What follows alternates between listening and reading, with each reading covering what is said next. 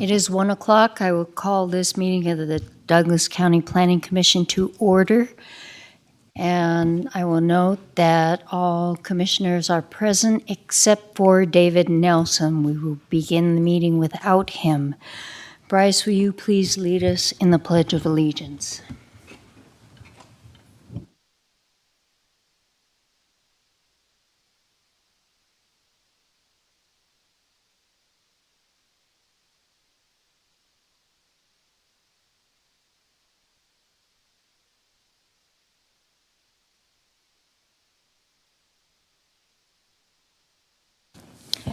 At this time, public comment will be taken on those items that are within the jurisdiction and control of the Planning Commission.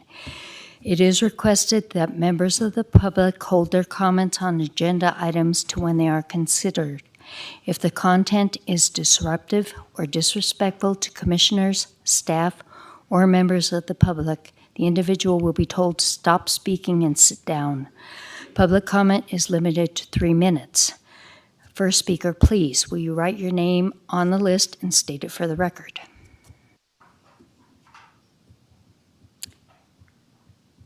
Ellie, no? Ooh. Seeing no one rise, I will close public comment. And the time to start the meeting officially with the approval of the agenda. Are there any comments from the commissioners with regards to the agenda? Seeing none, Mark, do you have a motion? Yes, I move that we approve the agenda. Madam Chairman, I second the approval of the agenda. We have a motion by Mark and a second by Kirk. All those in favor? Aye. Motion passes unanimously. I will have a motion for approval of the minutes. Is there any discussion after a second? I move that we approve the minutes of the November 9th, 2022 special meeting of the Planning Commission. Is there a second? So moved, Madam Chair. Discussion. Seeing none, all those in favor?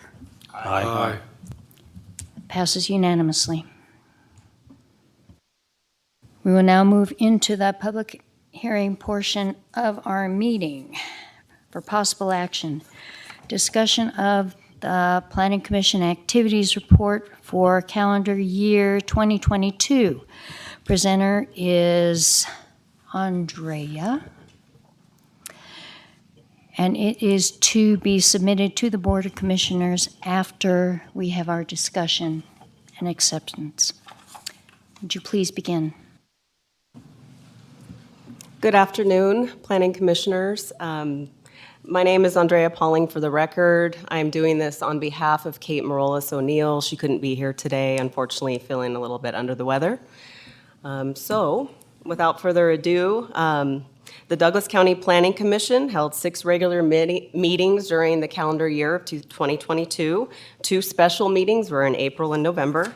No meetings were held in May, June, September, or October due to a lack of agenda items. Major applications heard included 1 zoning map amendment, 4 zoning text amendments, and 4 special use permits. Of note, there were no master plan amendments submitted and no residential tentative subdivision maps were submitted for review. Additionally, of items that required Board of County Commissioners review, the ZMAs and CTAs, all items were upheld by the board.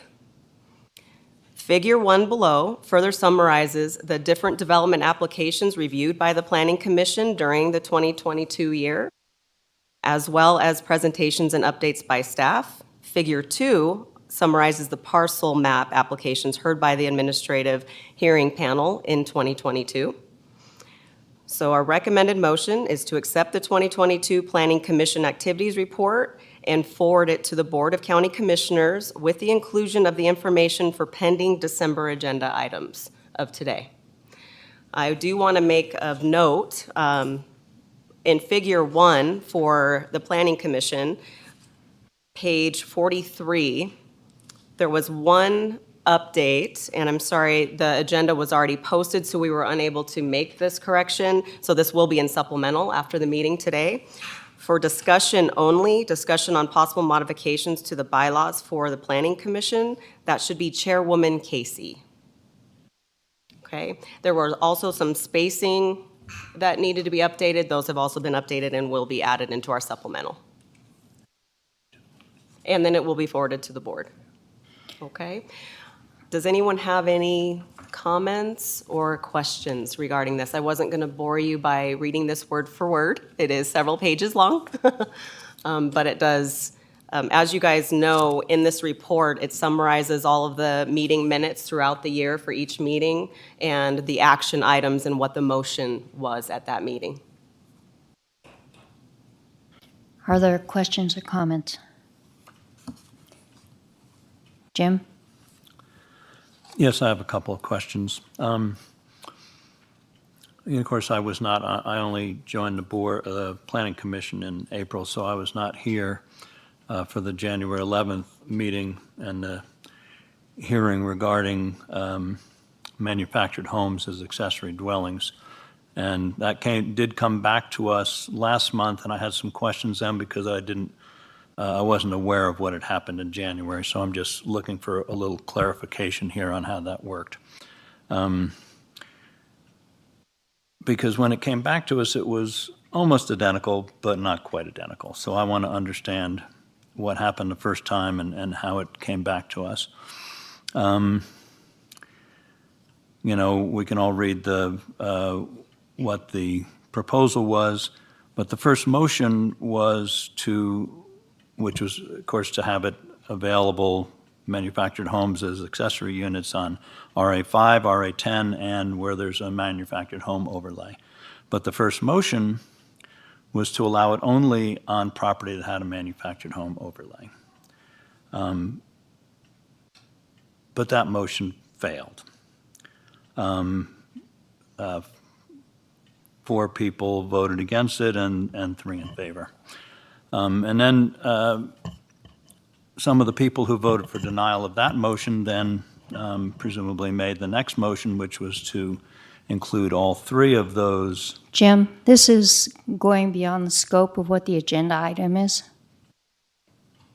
What we are doing right now is just accepting the report. We're not discussing the meat of these, and it has nothing to do with the item we had on our last agenda. Well, the one we had on the last agenda was here too. Well, I don't want to get into the weeds on this thing, so let me just try to ask one question here. So both the motions were denied. Was those denials forwarded to the county commissioners? Tom Delaire for the record, Community Development Director. They were not. The County Commission, I believe Mr. Gardner actually saw the Planning Commission meeting in January, and he elected to not bring it forward. At that time, I think he reconsidered some of the items that are part of the discussion that the Planning Commission had, because I think the item before on January 11th would have allowed a stick-built home on a 5-acre piece of property to put in a manufactured home in their backyard. And that's the main course of the discussion at the Planning Commission level, was that they didn't want to see that. So we took that input that the Planning Commission had, revised it, and we were working in the background with Mr. Is it Pike, I think, from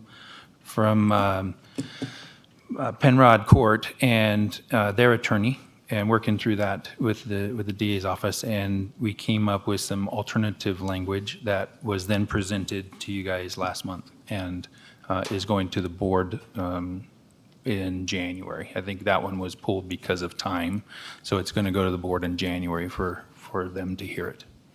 Okay, thank you. That's what I wanted to understand. So it didn't actually go to the board. It was Chairman Gardner in consultation with you, and you decided to rework it and bring it back again. That's Okay, correct. thank you.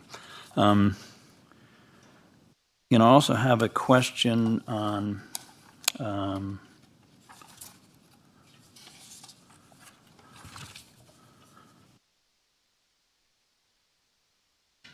from our November 9th meeting, the second item on that, on page 48, which says that, it's about septic systems, and it says that the zoning text amendment that was proposed would have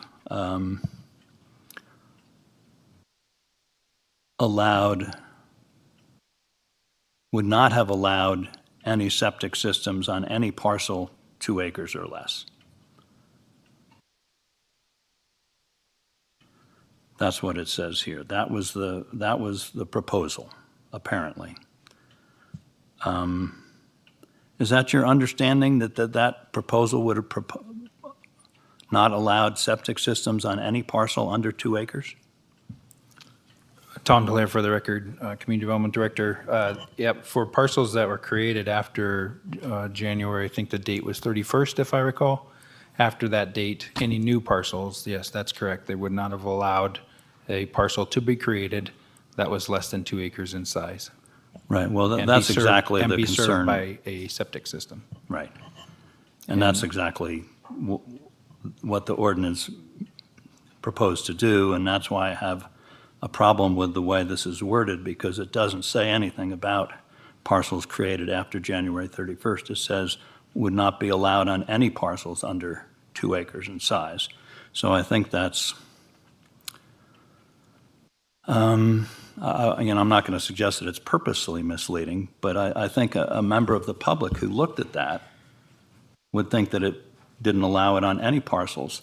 And when I heard Chairman Gardner of the county commissioners comment on that, he said that he was concerned that some of his neighbors who had parcels that were an acre and an acre and a half, who hadn't built on them yet, that they wouldn't be allowed to build homes because he also misinterpreted what the ordinance was trying to accomplish.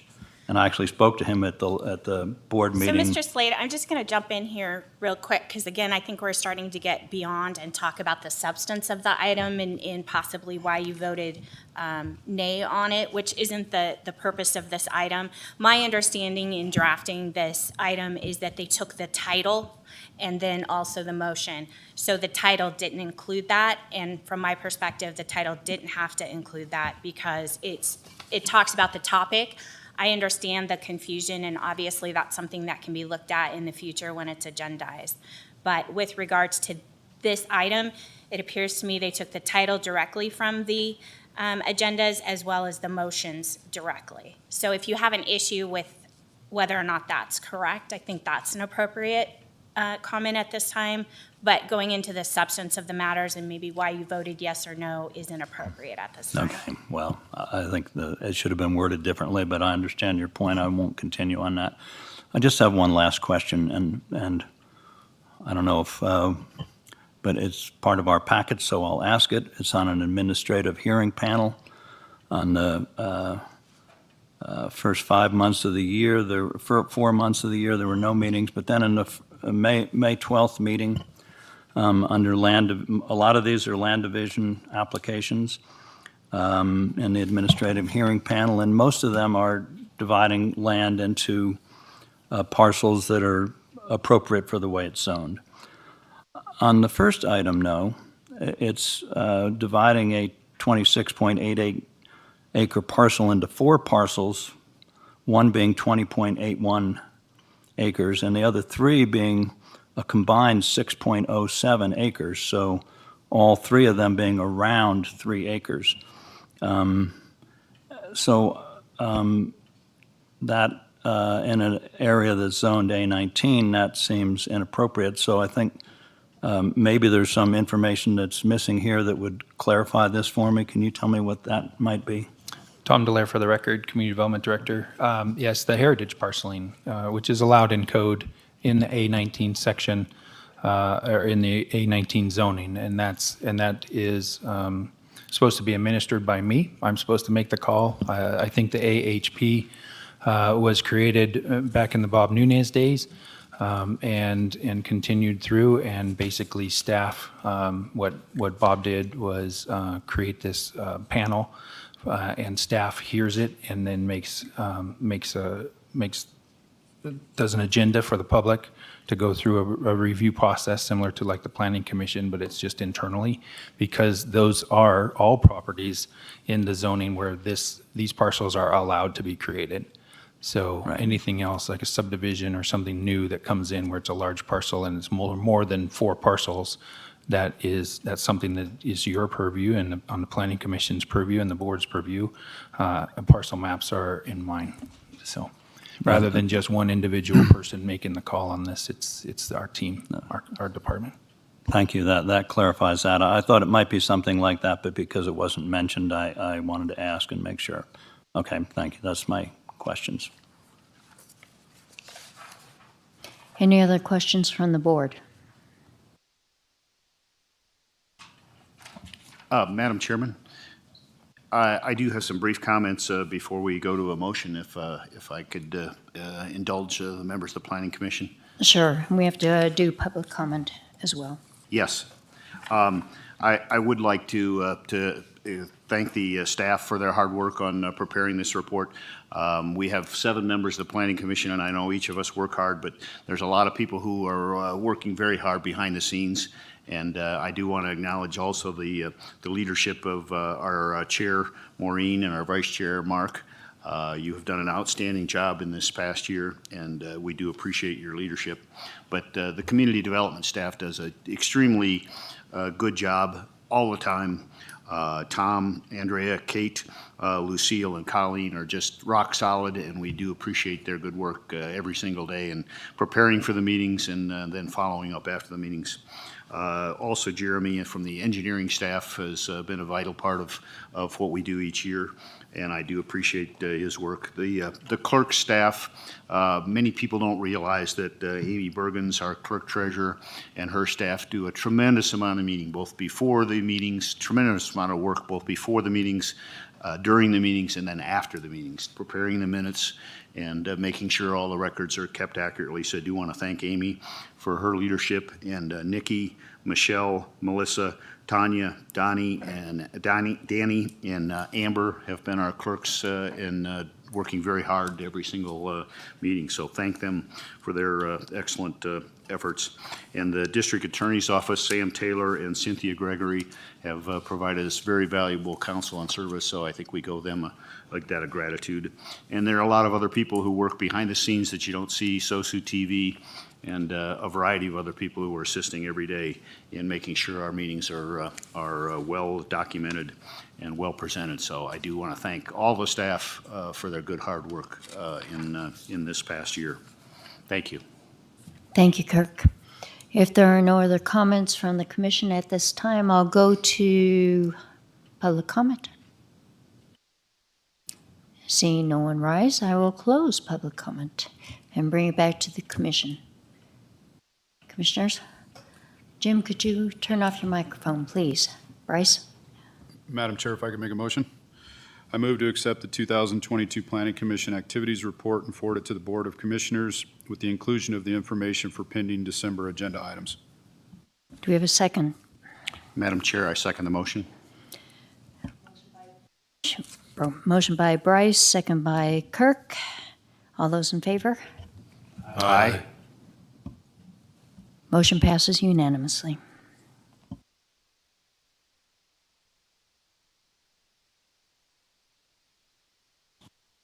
Number 2, for presentation only. Presentation regarding recent community development activities, including the status of assigned tasks and project, general information regarding operations and projects related to community development, and other functions of community development. During the presentation, Planning Commission may ask questions of staff or offer input regarding the report and/or the activities of community development. Tom Delaire presenting. Thank you, Chairwoman Casey for that. We've had a conversation, or I had a conversation with Chairwoman Casey a couple of days before the agenda got posted, and we discussed having, or me providing some input on what community development does. The report, I did, we grabbed this out. I didn't create an actual written formal report, mainly because of the timeliness of the request, but I do have a PowerPoint. I do have a lot of this information somewhat at our fingertips. We're not streamlined as much as I'd like to be yet, but we're getting there. But we did grab some information. I did provide some of the more detailed stuff that we do have available at the public's request. And you'll see those items on pages 52, 53, 54, and 55. So I did print them out on a larger paper. You have those in front of you. And there is some in the public if they would like to see them as well. But we'll go over those today. But mainly it's this one, building permits. And what you guys, it's on page 52 of your packet.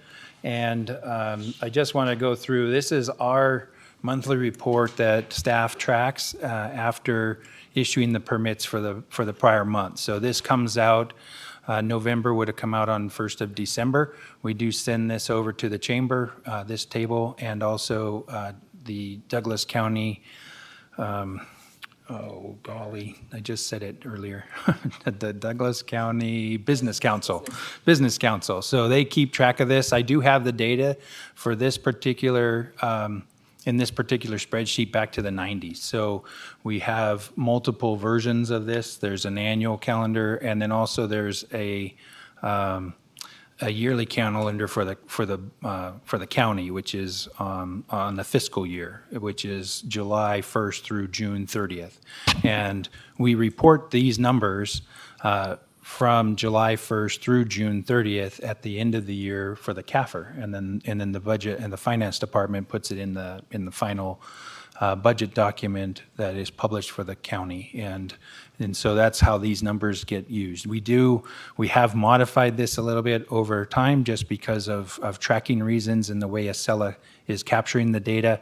So you'll see on here we broke it out between Tahoe Basin and basically the East Fork Township. So the county split into two areas with the VHR program and the number of homes up in Tahoe and the lack of area where they're building units up at Tahoe. We felt like that was important to split out that information, and so we do have this a little bit more in detail where you can see the new single-family homes column here as far as the permits are issued each month. These are single-family dwellings that are rebuilt, and then accessory dwellings. That was something else where we were capturing those in prior years.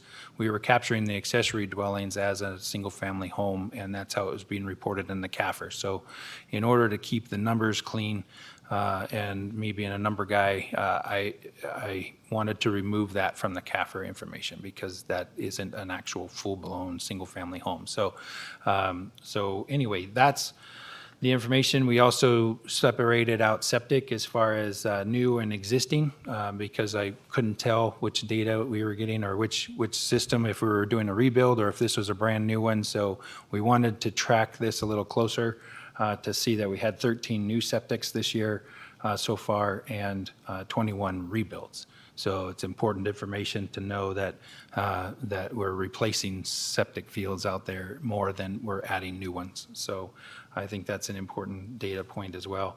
Duplexes for Tahoe Basin and East Fork Township, manufactured homes, that's pretty much everywhere else. We did have a couple this year outside of the TRPA or TRE area. TRPA stuff on my mind. And the manufactured homes, so because there's an overlay down in TRE, you can place a manufactured home, but as we learned last month in the presentation for the accessory dwellings, there are exceptions where you can place a manufactured home on a normal lot in Johnson Lane, and we did have, I think, 3 of those this past year. So And then the multifamily, tracking those, the commercial improvements from tenant improvements versus new and rebuilt structures. And then miscellaneous permits are like water heaters, new windows, re-siding, roof materials. If you're re-roofing your house, you have to get a permit for that. Generators. So that's what all of these miscellaneous items are. And then let me see if I can shrink this. And then we basically just totaled up all of the permits and the total valuation that we're collecting at the time of the permit. So this valuation won't align with what Trent's valuation is, and we're working on trying to streamline that process right now with our permit fee review that's going on right now. We do have a contract with RCS that is looking at the department and what permits we are issuing and what we're charging for those permits to ensure that we're covering the costs of the department. And so that evaluation is going on right now as well. I failed to put that on the project list, but that is something that's pretty big and hot and heavy right now. We hope to have that wrapped up by January. The next big one that we usually get a lot of input from the public on and requests for is the vested and non-vested project lists. And so the next three slides, it's on page 53 through 55 of the packet or your larger paper on there. This was developed for 8.5 or 11 by 17 document, but basically the first page gives you the vested projects. And these are all projects that had started in the county prior to the growth management ordinance and going into effect. And so we tracked those. Those are the vested projects they can build. And you can see most of these projects it looks like there's a couple, no, very few, actually. There's just one. The Virginia Ranch looks like the only one that's not really moving at this time. There's a few that need to wrap up. There's 4 permits down here on Sunridge Heights, one lot left in Sterling Ranch. It looks like one lot left in Saratoga Springs. So basically, we keep a monthly tally of which subdivision's doing so we can see who is developing and how fast they're moving. So, and how many lots are remaining. And then we'll move these numbers, this column over here, lots remaining, over here to lots built out. We'll add those numbers together, and then we'll have whatever the remaining amount is for the next year on a new tab. And so we do keep track of that information. Colleen has been doing that, and she's been doing a great job at cleaning it up. We had a couple of presentations last year or maybe it was this year even, to the county commission on this, and we had some input from them that they wanted to see the subdivision list. So these are the projects that are on the actual allocation list. So each one of these units need an allocation to build in the subdivision that they're building in, and the specific plans. So on the third page, you'll see the specific plans are projects that have an actual specific plan with them and associated with them, but they are still projects that are needing allocations. So I want to make sure that that's clear in here. And so you can see how many projects are moving today that are fairly new since 2007, but it does take them time to get rolling and start building. So I don't know if there's any questions on those 3 things. I have a lot more information as far as what community development does, if you want to continue. Questions, Bryce? Thank you, Madam Chair. Tom, just a quick question on the valuations. Are those determined based on project value? And if so, how do you obtain that information? So the project value, we use the Marshall Swift for residential homes, Marshall Swift program. It is a very convoluted program. We're looking at streamlining that a lot better for staff so we can come up with just a national average number and assign it to an area. Right now, our code won't allow us to assign it to an area, so we're going to need to make some code modifications. But right now, we're using Marshall Swift. It is already set for our area, and we determine a valuation based on that. A contractor come in and say, my garage costs $15,000, right? And that's the cost of the garage. But they still have the labor to put in the concrete, they have to put in their driveways, they got to put in electrical, maybe sewer, and they might do all that themselves. And so the valuation sometimes that we get reported, on the application isn't accurate. So we use Marshall Swift to be consistent with that. We're hoping to go to this national average and national numbers that ICC prepares twice a year. And then on the commercial valuation, we have numbers in a table that we utilize. And there was a update in 2019 to that list it's not based on what you and I know as the building use, it's based on the type of building. So like a car wash is in there, a grocery store. I mean, it was really odd on how it was set up, but there is valuations in there on price per square foot, so it's standardized. And so it's similar to what ICC is proposing to do, but we're trying to get it switched over. And so we're working on that internally for right now, and we'll bring that forward once we get to that point where we can present it. Thank you. Do we anticipate that would increase valuations and revenue for the county? Yeah. Right now, because I think that valuation sheet has only been updated occasionally, very few years by the CPI index, that we're really short on the valuation square footage cost that we are using in our table today. We just noticed this in the last couple months, and we've been trying to figure out a solution for that. We thought with the new GSA software that the assessors just went to, we thought we could use that, but it is extremely cumbersome, more cumbersome than the Marshall Swift program. I think they still use Marshall Swift in this program, but they go down and detail out the finish work in the house and what kind of tile and the quality of the tile and the quality of the windows. And it'll really be time consuming just to come up with a value for a permit fee. So we want to streamline that a little bit and get in the ballpark, right? And so what we've seen, Bryce, and it depends on the project, but we're a third of where we should be. Tom, with the septic rebuilds, under our code, that hasn't really been enforced, but what we talked about at the last minute, would we be requiring denitrification systems to go in there? Yeah, if I can get that in the code, yes, we would definitely require it. Right now, it is requirement on some of the subdivisions that have been improved previously. We've got that as a note on the final map. Usually any subdivision that's being built or proposed does have that, and also with the parcel maps. We're checking that now, and I think they checked it before, that you have to check staff has to check the parcel map to make sure the note's on there. But for the most part, I think we're already requiring them. It's just this would make it in code and everybody has to do it.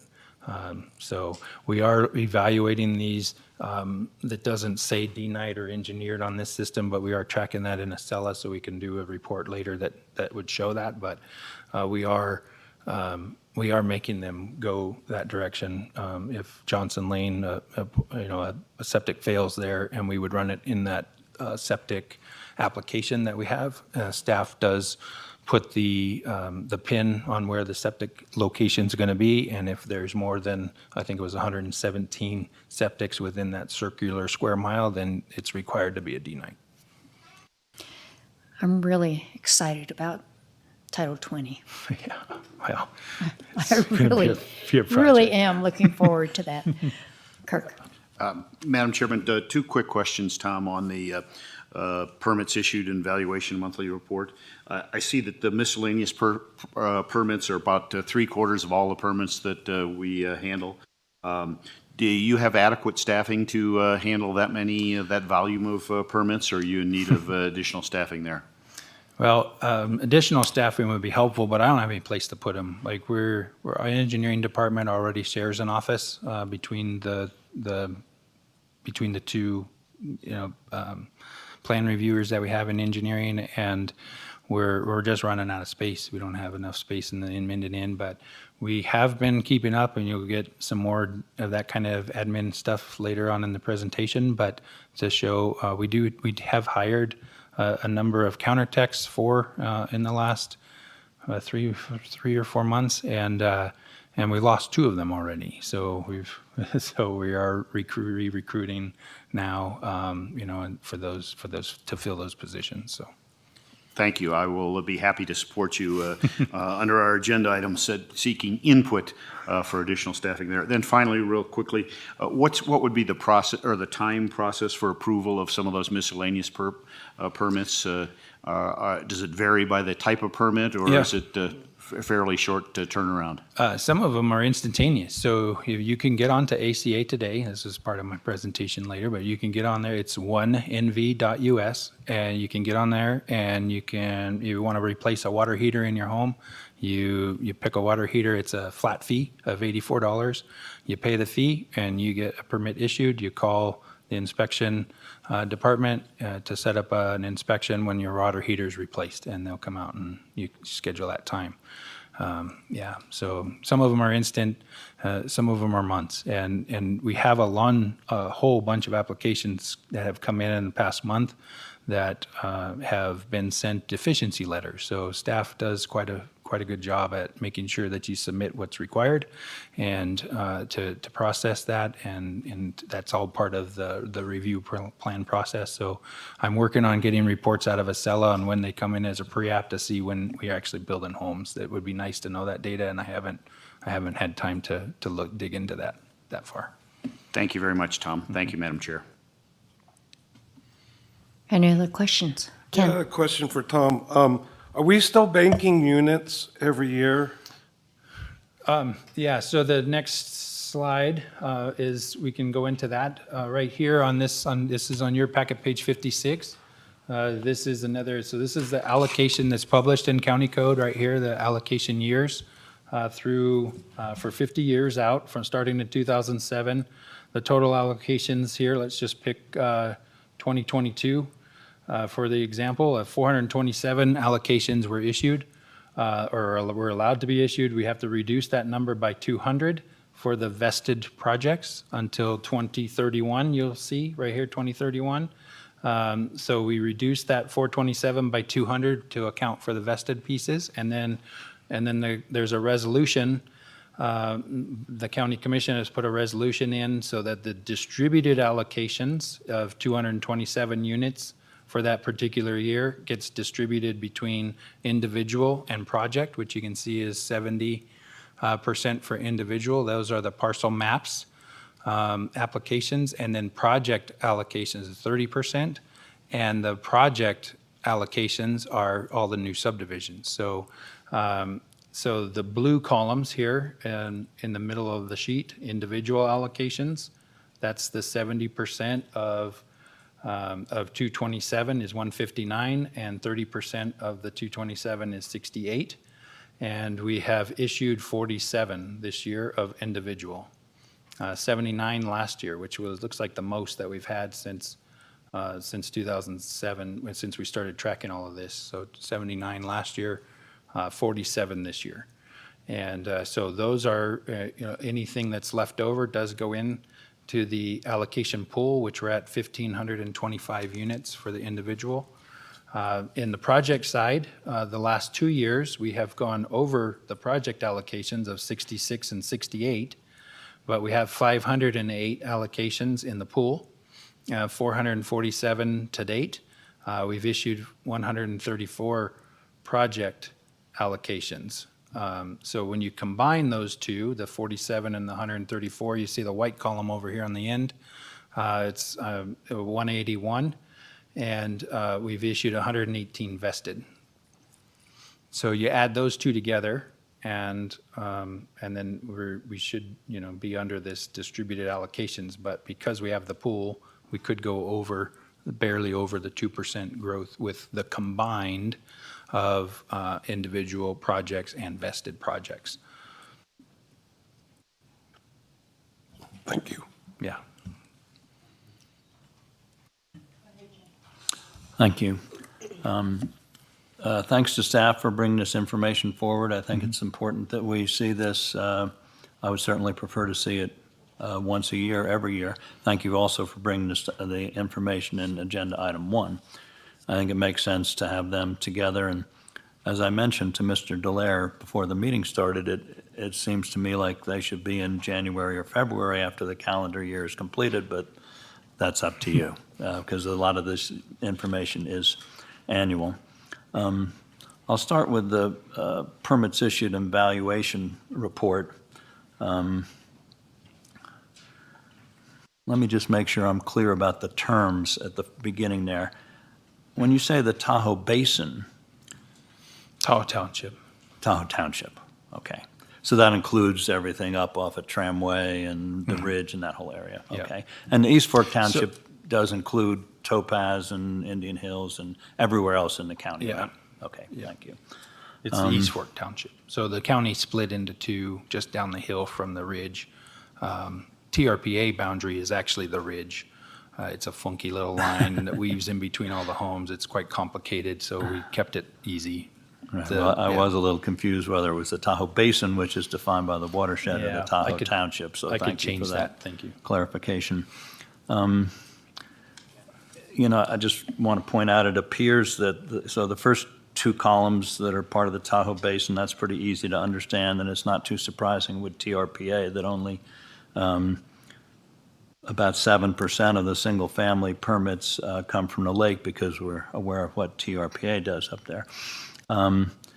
It looks like the next 5 columns are all part of the East Fork Township, except that they are not. The SFD total and the valuations include the Tahoe stuff too, so it seems like there should be a line between those sets of numbers there to indicate that those last 2 columns are in fact, and do include the Tahoe Basin. Let me just get some clarification on what you mean by single-family. Are these all new houses? Or are some of these just additions, or what is included in that? No, the single family is all new houses. The single family SFD rebuilds are remodels or rebuilds where they rebuilt their home. And the accessory dwellings are accessories dwellings. So Right. it could be a house on another piece of property that already has a single family home on it. And a rebuild might just be an extension, or it might be where they buy property and knock down the old house and put in a new one, or it might be Not after a new. fire or something like that. Right, not new. Yep. And which of those 3 columns normally require a building permit allocation? Do all of them, or just new single-family homes, or do they Single all family require? and accessory in the valley. Pardon me? Accessory dwellings do require an allocation in the valley, And what about that rebuild category? not the rebuild, no. Not the rebuild? Even if it's knocking down an old house and putting up a brand-new one? No, they already had a house Okay, there and okay. it was single family, yeah. The allocation doesn't tell you how many people like VHRs. It's not a tier 1, tier 2, Right. tier 3. You can have a family of 12 in the home today and it's an allocation. But most of the 270 single-family homes would require an allocation. Right. Yeah. And it's good to see that only 13 new septic systems were going in. Be good if it was a smaller number than that. On the multifamily residential, there's no indication of whether those are at the lake or in the valley. Are they all in the valley, or is there any breakdown on that number? Usually these are apartment complexes going in. The duplexes are 2 units. I think some of those, you have the Tahoe Basin with duplex units.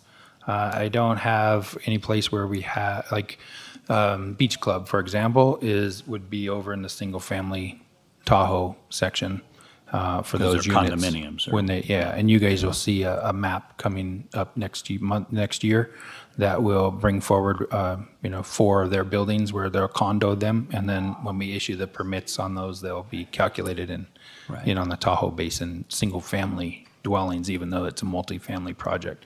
So the multifamily here in this particular table is really mainly apartments. And mostly in the valley?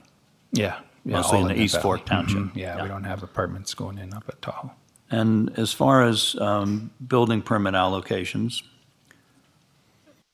the building permit allocations are required for multifamily residential, and not for the number of permits, but for the number of units. Is that correct? Yeah. Yeah, okay. in the table on page 56 of your packet, there is a project, is the exempt column right here on the screen, you can see. So the ag heritage parcels are exempt from this. They specifically in code, heritage parcels are exempt from the calculation for that. But they would appear in that column. Right, yep. So the three ones that I asked about earlier, They should the- be, yeah, I'll have to look at that that. they're That's not actually there a good anywhere. point. No, they should be in here. okay. I'll have to look at that and see what's going on. Make a note of that, too. But there's no house, that's just. Yeah, the- right, that's there's the no issue. parcels, yeah, There's no house parcel yet. And then there's a house. Yeah, no house yet. So the Oh, okay. allocation isn't issued until you build the house. Okay, Yeah, thank you. So they wouldn't be on the chart. That's true. Thank you, Cynthia. Yeah, thank you. That's, yeah, and you have a year to get those, so yeah, you have a year to get that. You can buy a permit, an allocation, and then you have a year to get the permit for that particular Thank you. allocation. And just briefly going back to the single-family dwellings, the valuations there are for the improvements? It doesn't include the value of the land, it's the valuation of the improvements? Yeah, right, not the land, just the improvements for the new home on that. Yeah, because. Through the Marshall Swift program, and it's the number that we develop for the permit Okay. fee. Yeah, the average for those, I'm going to have to point out one small typo there. On March, in the East Fork, 22 single-family and 3 rebuilds would be 25, which would make the total 250 down at the bottom. Those homes, those 250 new homes, they average over $740,000, so. But that's from the Marshall Swift, not necessarily what they paid to. Yeah. I think when it's all said and done, they're even higher on the assessor's site. Moving on to the subdivision PUD SP list. So what is the total number of units approved in the valley?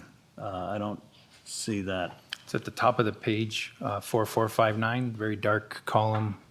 You have the big page at the very top, right Well, underneath. 4459 is Right the number underneath PUD. that were approved, but there's 2,269 remaining.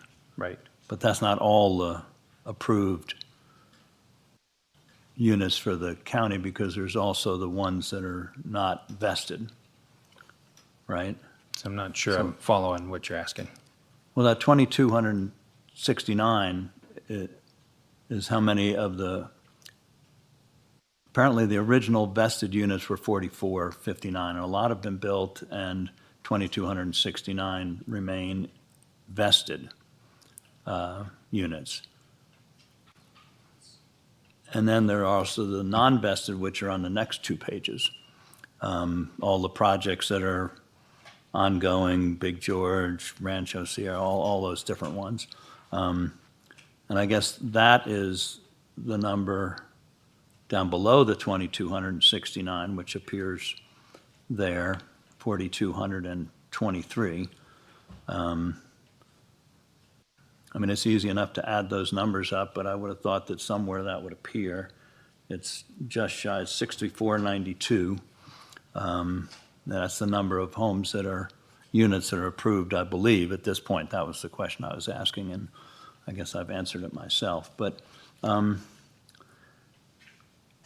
you explain to me how on the bottom right corner of page 53, how the number 2,269 is arrived at? It should be the total of that column. What? On the vested Oh, okay. list, the total Right. of all those remaining Okay, is 2269, and then that gets transcribed to the Okay. top. okay. And then if you go to the third page, I split this one up. I think you guys, it might be a line on, I can't remember how it was on your paper. Are you looking at the 8.5 by 11 sheet?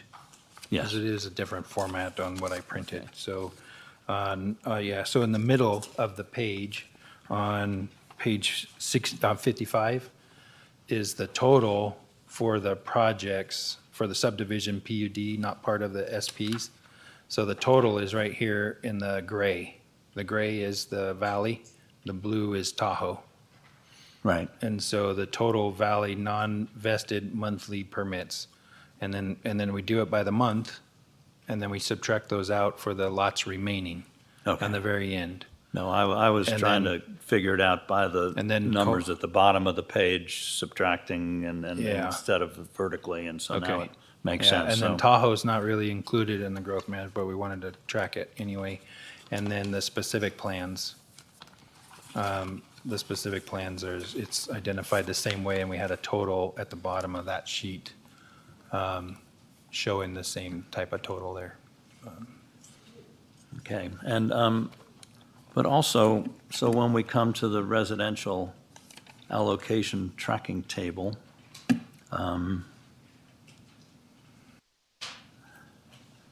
it appears from the earlier information between the 270 homes and the 92 multifamily, and that the number of, let me see where that number would come in on 2022 here, 147 and 134. It seems like that's a much lower number than there are 270 new 207 new homes. Yeah. There Well, this are is, yeah, so the allocations, 7 new accessory dwellings and 92 new multifamily, so that should be 306. I don't see any number resembling that here that would add up to that. Can you explain the difference? You understand what I'm trying to ask? no, I know that the allocations have, you can purchase an allocation without getting a building permit for 1 year, and then once it expires, it goes back into the system. But I think I get what you're getting at is that, but there's 118 vested plus the 181 total individual and project. So you have to add those two together. So you're at almost 300, you're a little over, right? Or just under 300 units. I mean, so- we're close. The permits might be Yeah. from the previous year when they do the building in this year, and they also might be permits that they get this year that they might not Yeah, build till this is next year. tracking purchased allocations that people have purchased, not the permits being built or homes being constructed. You have a year to hold the allocation Okay, before you have to apply for a permit or it expires. okay. And Jim, do you have a specific question to ask? Because it sounds like there's a lot of musing going on, and we need to move the meeting along, please. right, well, Because I know there are other questions that some of the other commissioners want to ask. If you want to do some thinking while I let others ask questions. I'm trying I'd to be happy to meet understand with the you. information that's being put out here. I do have just a couple more quick questions that I'm trying to understand why there are different numbers, and maybe there's an easy explanation. But if we look on, Madam Chairman, point of order. The agendized item is about the activities of the Community Development Department. This is one of the activities. If we want explanations of the specifics and the numbers that are before us, I suggest that we agendize that for a future meeting and not go further into what's not in our agenda item today. It's a good so we're point. being asked to accept the numbers without being able to ask where they came from? That doesn't seem to make any sense. Madam Chairman, may I have a ruling on my point of order? Yes, and I will ask the district attorney for her 2 cents. Cynthia Gregory from the Douglas County District Attorney's Office. I think what might be helpful is if Tom can finish his presentation, that might answer some of the questions or limit them. And so I would ask that he finish his presentation, that there be public comment, and then we come back for questions. If Mr. Slade still has some, we can address those individually at that time. Thank you very much. Tom, please continue. Thank you. And I'd be happy to meet with them after, tomorrow or later this week or next week, whenever. But we've got, as far as community development goes, we have a queue list. There's a queuing software. When you walk in the lobby, you sign up or you sign in and you wait in the lobby, and then we help 3 individuals at the public counter. We started this during COVID. Actually, we were going that direction right before COVID, and then COVID hit. And so these are the numbers basically from November through November, so 1 year, and it shows how many customers by month that our counter staff is helping. And a lot of these are picking up permits or dropping off permits in the miscellaneous category, but you can see here the anywhere from 171 to 543 customers. And since, from November through November of this year, from last year's November to this year's November, is 4,037 customers have been served. Andrea, when she started, she has done a lot of work on recruitment for the department. She is a recruitment pro, and I want to thank her for that and all her efforts. But we have recruited for all of these positions since, this particular year. So deputy director, principal planner, senior planner, associate planner. We move staff around there. So Lucille's in the senior planner position, and we use Linda in the associate planner position. Our GIS analyst just started yesterday.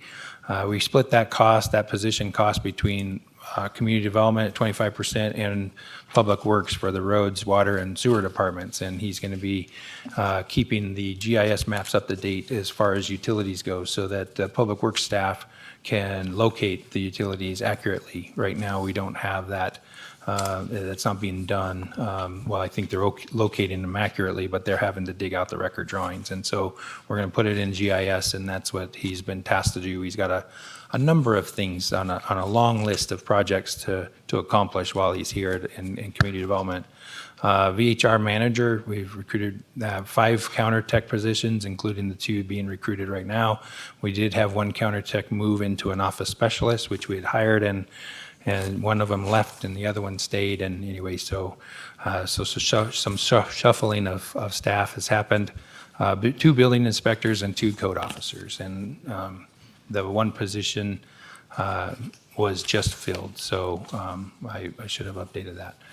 And so also Andrea's created a customer service survey. This is something that we had come up with that concept when we started talking about the queuing software, that it'll send you a text. You can do a customer service survey, particularly with some of the outcry from the public or individuals, at least the loud public at the county commission meetings, that we wanted to see what the public actually has to say about our department. I can't remember how many questions total, but we've got, so there's 10 questions total. I've got 8 of them up here for you on the just kind of the results, and we're very pleased with what's happening here. I think this is a good start, and it gets us a level of customer satisfaction that we can work on, and gives us some work. So this is the distribution of actually who uses the counter. Most of them are private property owners. We have a lot of contractors, and then professionals, a little bit smaller, and then business owners as far as their own TIs for their own improvements in their own business, so facilities. So this is just a breakdown. I provided all this to you in the hard copies. So you have this, but how frequently do they apply? So we were curious about that, and so you can see here that most of them, 12 is regular, and 15 of them are one time. Then we've got the overall, how would you rate the quality of your customer service? And you can see most of them are very positive. 32 out of the 39 responses, with 1 person skipping. So we had 40 responses total to the survey, and so we're pretty happy with this. And there was 1 very negative situation that was reported, just 1. So there it goes. And then the courtesy, so it's looking at the permit counter staff specifically, how's the courtesy for them? Very positive. We've got a great staff that's up there, and they're working hard and learning a lot. Software's thrown at them, a lot of programs, and a lot of information, and they're doing a great job at keeping it up to date and tracked on Acela.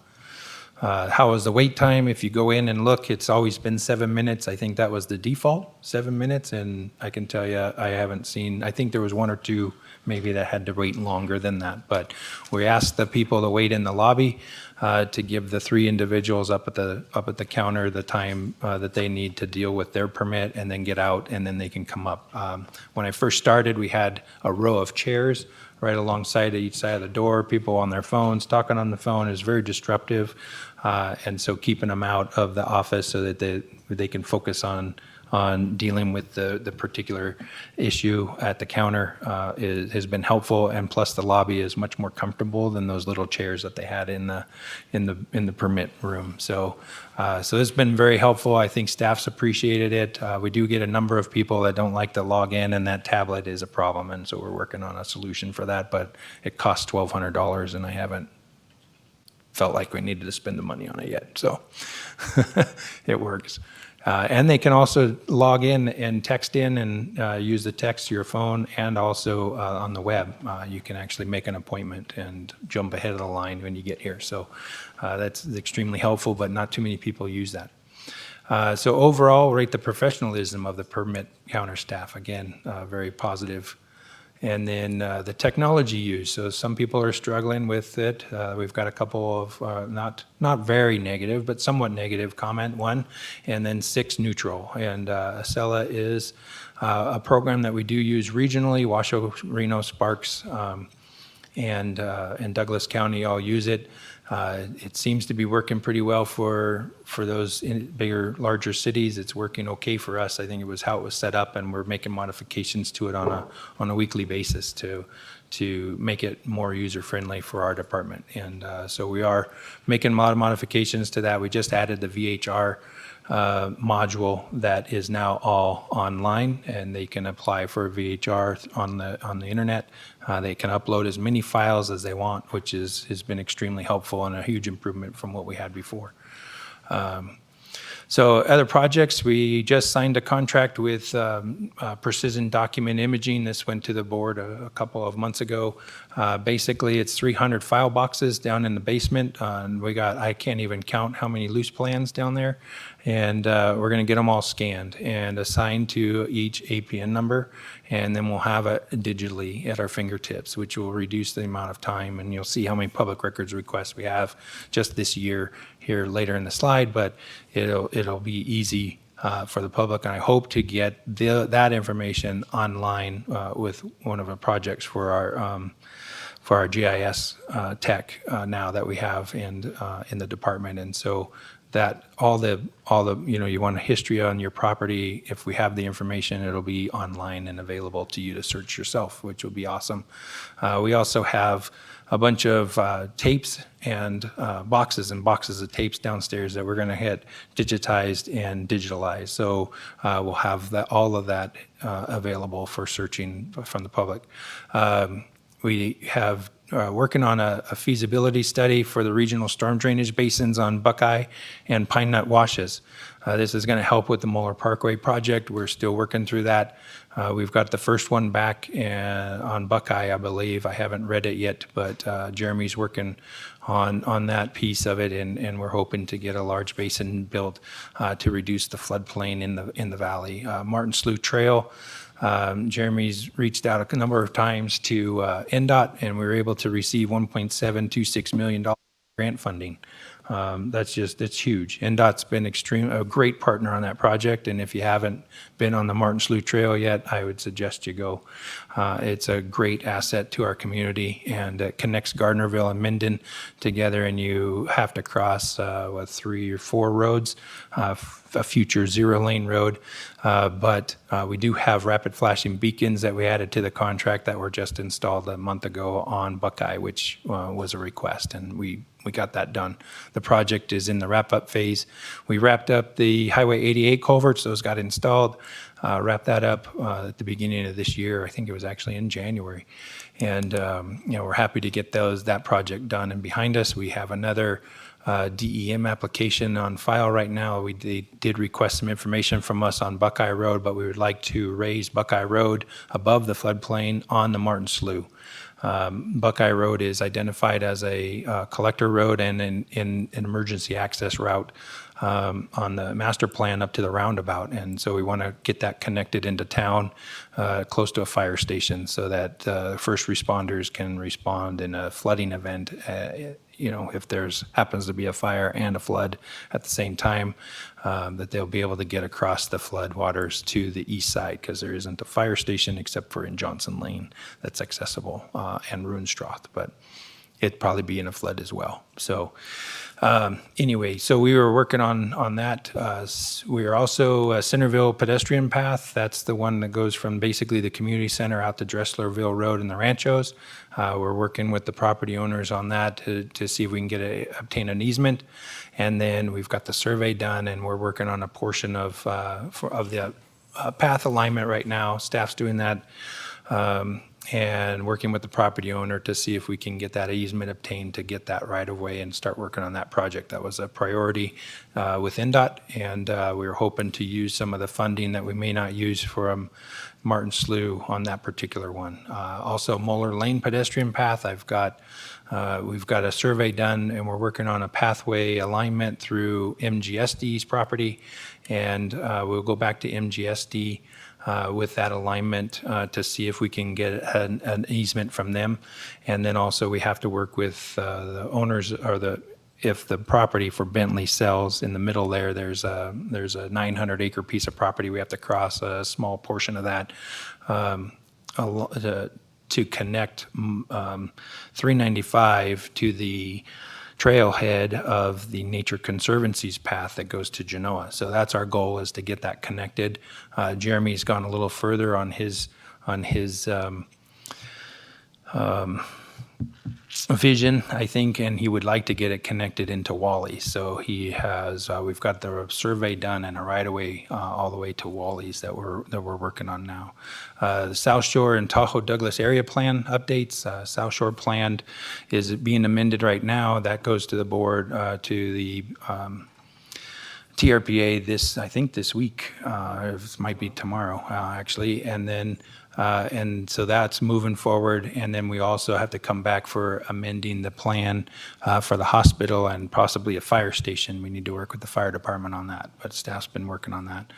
North Valley specific plan update. We have like 5 different updates to this plan, and it is extremely difficult to navigate for staff and the public.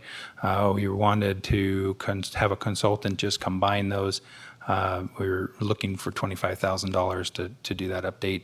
We've been monitoring Bings. They've closed down. I don't know if you noticed the material the equipment has been auctioned off, a lot of it, and they're working on the restoration now. And so they'll be coming back to this board for an update. And also they want to update the reclamation plan from 2000 and basically add 3-to-1 slopes on the side, so mainly for public safety. And so that we'll see that next year. USGS water study, I know Phil's leading the charge on this one, but we have provided him some information. But that is something that we're excited about, seeing that come to fruition. And then Jeremy also was able to get some survey control done for Douglas County. And what this is setting benchmarks throughout the county so that the smaller survey shops can use them, and we'll have finally a database for our county that everybody can tie into, so that all the plans are at the same elevation. So we've been working on that. As far as the code updates, we've had a number of requests. Not all of them made it to the boards, but we have, of course, we looked at dealing with 40-foot minimum wide road widths countywide. That never made it to the board. I think we talked them down on that one. The accessory dwellings is moving forward. That'll happen in January. Of course, the septic is happening this Thursday. Growth management, we did a deep dive on the data and provided that to the board members. Nothing really came to fruition for that. We were able to get MuniCode online, so all the titles are online, and everything except for Title 20 is really easy to navigate and search. But Title 20 is still in the update process, and it's a PDF, so you can download it and search it yourself, but it's still kind of cumbersome and clunky, but but I can't wait to get it into the format of MuniCode. It's, oh my goodness, it'll be a great update. We've monitored and dealt with and been working with the fire department on the 3 solutions on the sprinkler ordinance issues that have arisen. Basically, the state fire marshals, oops, I didn't capitalize fire. State fire marshal's office has adopted the fire codes and actually the WUI code already for the state, and then they put East Fork in charge through an agreement to enforce those codes. And so we are a little bit behind on our Title 20 Appendix B, and then the county commission had created a district just for the East Fork Fire at I think it's a 474 district, which made things a little more complicated, and they have to set their own regulations. So they're doing that on December 20th of this month, and so then we'll get Title 20 updated as Appendix Appendix B. We'll get that updated one more time before the summer. So we've dealt with the VHR Public Workshop. That was an interesting meeting. And then Jeremy went and updated some culvert materials so that our Public Works Department can replace CMP pipes that are in the roads today. And so with that, I don't know if you have any questions on this piece. I've got just a couple more things about permits. If you want to look through that, address changes just shows the type of permit that the planning department's looked at. These are for the calendar year. And then engineering permits, 83 encroachment permits, 26 floodplain applications, and 46 site improvement permits. It's a lot to go through. Staff's been doing a really good job at keeping up. Code enforcement's had 173 total from November 21 to November 22. So total public complaints and investigations, and that's including all the VHR stuff. So we really don't hear too much about VHRs. I think we looked at a table today for this past 4 months. It's only been like 22 or 24 calls is all. We don't really get, our staff isn't getting complaints on VHRs. So if you guys are getting them, please forward them to our staff so we know that they're out there. Public records requests, January through November, 340 and counting. They come in daily. It's amazing to me that the county manager's office has a table. We're in charge of it now as they lost some of the staff in the front counter, and so I have the spreadsheet available now. 340 of them total. 18 of those were requests not for community development. So I went through and looked at that today. It was pages and pages, and there were 18 not for community development. The rest of them are ours, pretty much. It's amazing. It's amazing how much time this takes, and that's the whole purpose of prioritizing that scanning project, because a lot of those are, hey, what do you have for information and plans for my house? And so it'll be helpful to get that online. So with that, I know this is just touching everything I do every day, but do you have any other questions? Well, first, I know this is for presentation only, Yeah. but I would like to open it for public comment and give people who are here a chance to speak if they would like. Ellie, please sign in. Ellie Wohler, and thank you for the opportunity. I want to thank Tom for bringing the information about the North Valley Specific Plan being an issue with some of that area there and continued efforts of growth. It really does need to be easier to navigate. I appreciate that information. Also, I appreciate the information on the Tahoe counts. an interesting statistic somewhere down the line.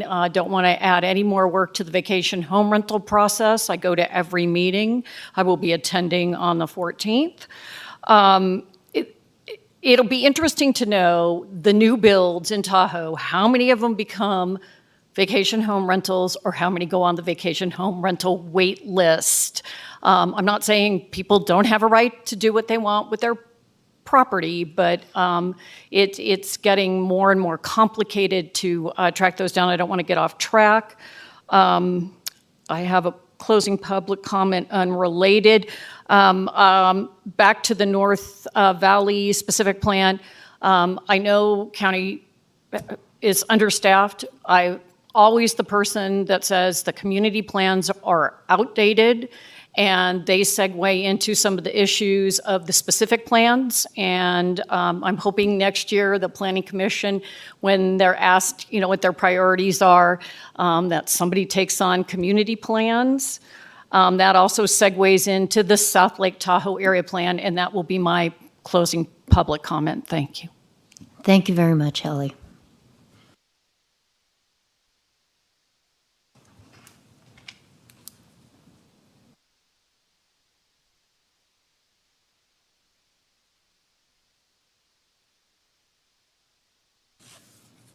Good afternoon, Madam Chairman, Planning Commission, public.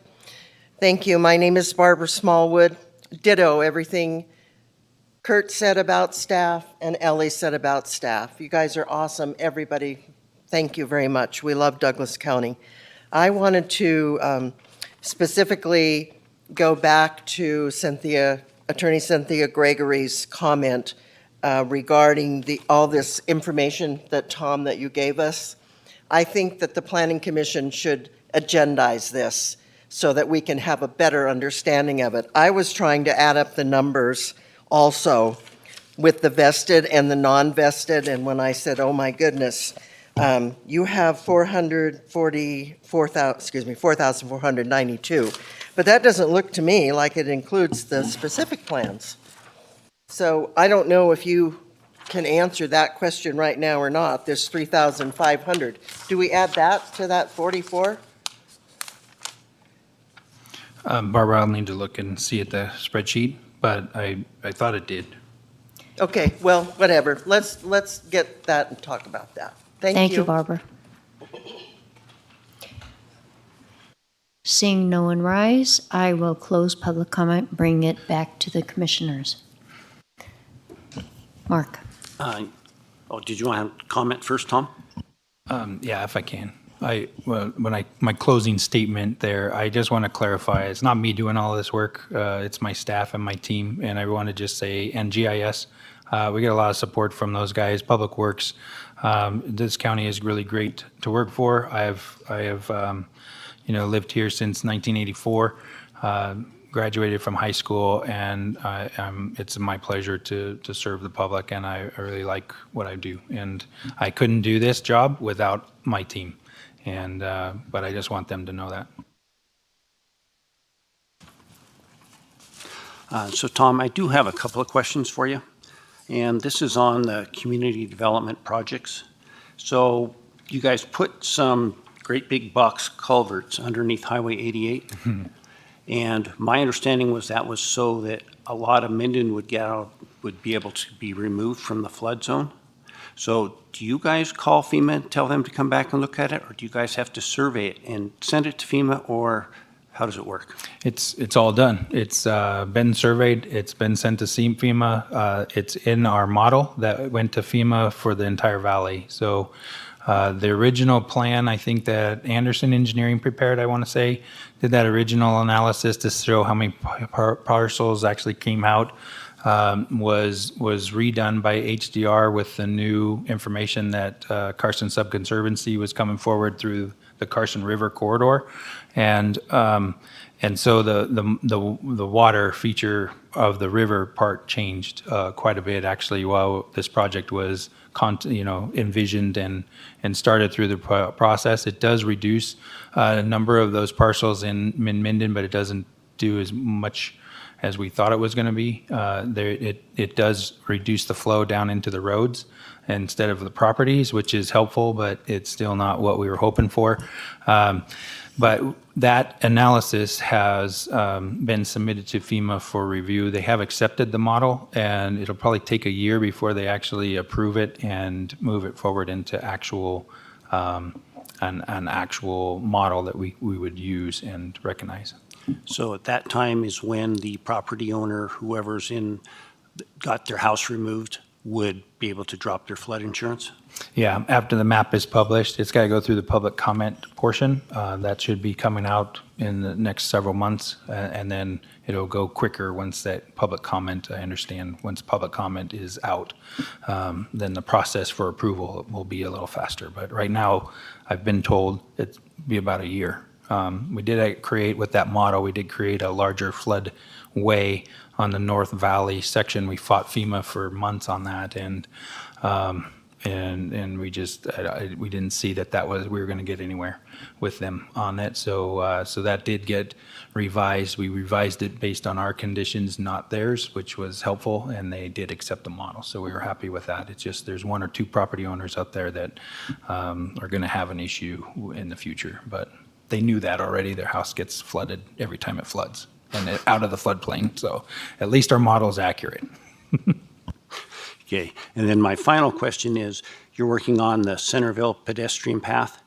My question is, you have the bridge there. Who has to build the pedestrian path over the river, or is that all NDOT? Yeah, we'll go after some NDOT funding as well on that one. It's been turned in a number of times to get a pedestrian bike path across there, whether they do a new bridge or maybe a steel structure on the side of the one that's there. I don't know. I think that bridge is slated for some maintenance here in the short-term future, but I don't know if it's up for replacement yet. So I don't know what the plan is yet until we want to make sure we have the easement on the ground so that we can connect the two sides of that river connection with the pedestrian path. So once we get the easements, then we'll move forward with tackling that particular issue. Okay, thank you, Tom. Any other comments? Jim? I want to thank staff for doing a great job on presenting this information today, both in items 1 and 2. I think it should be important to all members and to the public and to the public record as well that all of the information be correct and relatively easily understood, although some of it is necessarily somewhat complicated. And when I ask questions, I don't just ask for my own edification. I ask for the public record and for the public information so that members of the public who want to see the correct information will be more easily able to understand it. Me just going and meeting with Tom sometime doesn't further either of the other things besides my own interest, not the public record and not the public good. So I do have 2 brief questions on numbers that seem to be inconsistent, but perhaps there's a good explanation why they seem to be inconsistent that Tom can answer. So on page 53 of today's packet, in the middle of the page of on the vested list, it shows that 2,071 lots were built through 2021, and then another 119 this year, bringing that number to 2,190.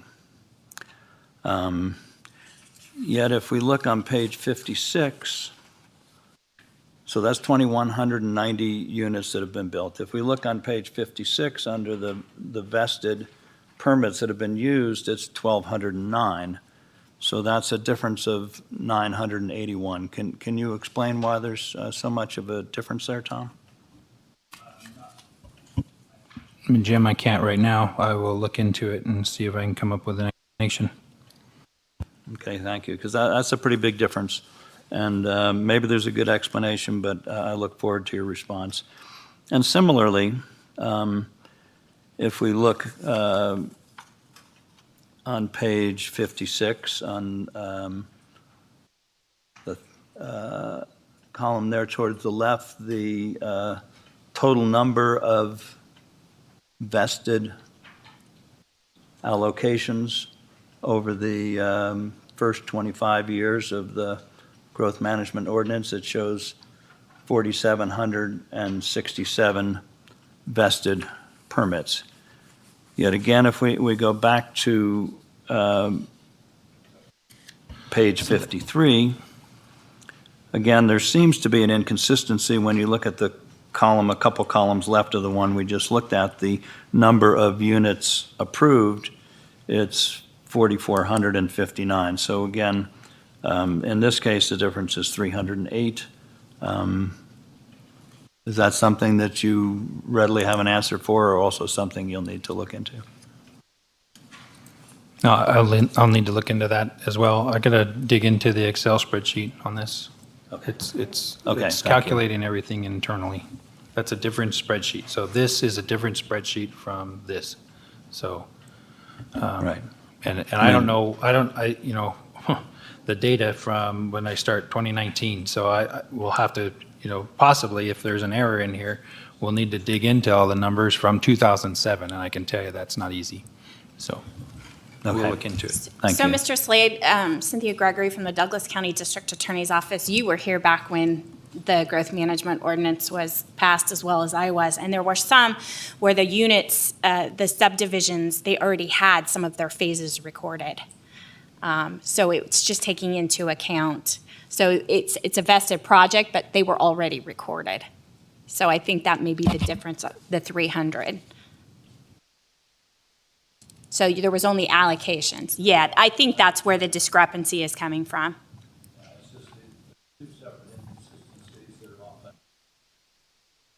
Looking for some clarification, but I'm aware of what you said, yes. Thank you. So the other issue we have on this, Jim, is that the vested and non-vested is actual per building permits issued. I just want to make sure this is clear to you and the public, but this is building permits actually issued. So they came into the department, they actually received a permit and are trying to build. Whether they build or not, it's another story, and maybe it's going to take some time to clean that part up, but it was actually issued, whereas this table is allocations issued, which I can go out and buy one for an accessory dwelling on your property. I can go and do that on mine, and then we hold it for a year. And then after a year, it expires and then comes back, right? And so, this is allocations, not permits. Right. Just so you're. And perhaps I don't know if this is true or not, maybe you know off the hand or something you can look into also. Some of the vested projects perhaps have just gone away. Right. You know, Virginia Ranch sat there for 15 years and didn't do anything, and now it looks like maybe they're going to do something, maybe. So we'll see. But so maybe that's part of it too. But if you can try to figure that out and let me know, I'd appreciate it. We'll all be old and gray by the time they build over there. I'm already old and gray. I'm not saying a word. Not saying a word. Thank you, Tom. Madam Chairman, I Sure. do have one brief question, if Sure. I could. Going back to the PowerPoint that you did, Tom, and the slide on community development updates and activities, recruiting for the various positions. Obviously, you have done a great job in compiling a list of the activities that you have both on the plate for the near term and the long term. And when we come back in January and talk about the master plan, we'll talk about all the implementation activities that are included in the master plan, and that will add another 5 pages to your list. But I am concerned about not having enough staff to do the activities that we need to have done, particularly in the planning department. Am I correct that now we basically have a planning staff of 4 people, not counting yourself, since you're doing 12 other jobs? Is that right on the planning staff? It's the 3 positions. We have the principal planner, the senior planner, and the associate planner. Okay. And then Andrea and I get to Right. tag team. And in the past, we've had Tag as many as 6 people in the planning department. I think if I can count back 5 or 6 when you were fully staffed and before you deferred some of your positions to go to the VHR staff. And we won't go into that one as well. But what would you consider fully staffed? Well, per the budget, we are fully staffed, so we're there. But We're my fully my staffed. I point don't was, have- you I have gave to- you gave up a number of your employees in the planning department to go into the VHR program. Is that Yeah, correct? it wasn't, we did give up one because we couldn't get it filled. I think it was a associate or a planner between associate and senior. Or maybe it was below associate, it might have been assistant planner, actually. And so, so anyway, we did give up one of those for the VHR position, and honestly, I don't have any more room in that building. We're already sharing offices. They're working from home and coming in once or twice a week right now on the engineering side, and then everybody else really needs to be there. So I really don't have any more room. I'd like to have more staff, but the planning side, we do have a lot of things in the master plan to accomplish, and I need people to do it and manage those contracts. Well, again, relating to the activities of the community development, I would strongly suggest that you explore either a space management study or the use of contractors to start doing some of the planning work that we need to have done. It's critical, it's a part of the master plan, and again, we'll discuss that again in January when we discuss the master plan implementation as required by NRS. So thank you again for your hard work and the rest of your staff. They're truly dedicated to their job, and they do an outstanding job. Yeah, thank you.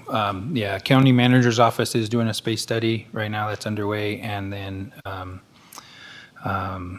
we do contract, we haven't contracted too much with planning services out. That's really hard to do. Those consultants who have planners are extremely busy and really not interested in helping. So we gotta work on that. But engineering has contracts, then they do outside plan review. Building has been doing it for now a number of 2 years actually, again, so. Comments? It's the end of the year. It's been a long, hard year for staff, for the public, for the Planning Commission, a lot of turnover. And I want to thank my fellow commissioners for everything they've done, for the district attorney's office, for the clerk's office, for the public for putting up with us and for being so faithful. And I'd like to suggest to community development, when they get the basement cleared out, to move some staff down there. And also to request that when administrative hearings get cantankerous or get difficult, do not carry that burden alone. Bring those to us. Let us be the bad guys, because you don't need any more grief than you're already getting. And I really think it's unfair to the public to pick on staff, because you're only doing your job and following the law and the code, which we will get to next year. And I'm so excited about that. And I think that overall it's been, work-wise, it's been a good thing that we only had 6 meetings, because it allowed you to catch up on all the changes that you've had to deal with this year. And as always, I appreciate everything you've done for us and anything we can do for you to make it easier for you. Please don't hesitate to ask. And I do agree that it's a good idea come January, we go over what we all talked about as goals, things that we'd like to see happen. I know that Title 20 came up a lot when we talked about our goals. Things in the master plan came up, and of course with many of us it was conservation, open space, development rights, those types of things to keep Douglas County full of ag, nice and rural, preserve our water, those types of things. So if there are no other comments from the Planning Commission, I wish you all a Merry Christmas, Happy Hanukkah, and any other way you celebrate the holidays. Stay safe, Madam mind the Chairman, ice. I think there was some closing public comment that perhaps wanted to be made. Okay, I'm game. Ellie.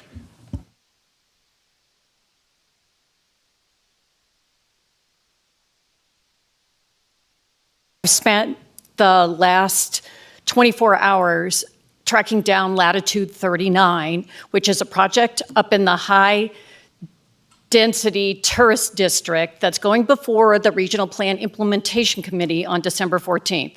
You will see a portion of my comments in the Board of County Commissioners packet. I sent it to them today to be as part of the public comment. It was discovered that this was on the consent calendar for the Regional Plan Implementation Committee, which is a portion of the governing board. It is now going to the entire governing board for public comment. I've requested that. That's still not enough time. A lot of people do not know about this project. May 23rd, there was a special Board of County Commissioners meeting on microtransit, and a couple of the pictures of this enormous project are in that packet. Those, I don't know if I put it in the comment I sent. Again, it's one of those process breakdowns that everybody should be aware of. If anybody's interested in what this project is, it's on the corner where the Wells Fargo used to be. One neighbor is the event center. Across the street is the Hard Rock. This is going to be 95 feet tall, 56-foot caps with some setback things. One of my favorite things is a dog washing parlor. I mean, not to be funny, but this thing is going down a fast track and way out of control. And I'm hoping Douglas County, I don't want to add any more work to community development staff. Eventually, it's got to go before our board, but it could have easily been identified and gone through the consent calendar with no public input. Thank you. Thank you, Ally. Any others? Then I will close public comment and adjourn this meeting at 2:35 p.m. Thank you.